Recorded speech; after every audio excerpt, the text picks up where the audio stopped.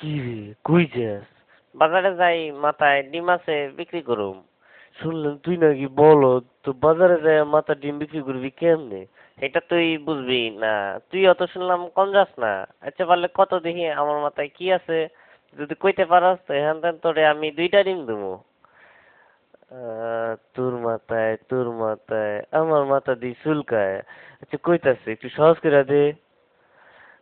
আমার মাথায় যা আছে এটার গায়ের রং সাদা, আর ভাঙলে কুসুম লাল হইতে পারে, আবার হলুদ হইতে পারে, আর কম না, কইলে বুঝে লইবি। বুঝে গেছি, তোর মাথায় লেম্বু। তুই আসলে একটা বলদ।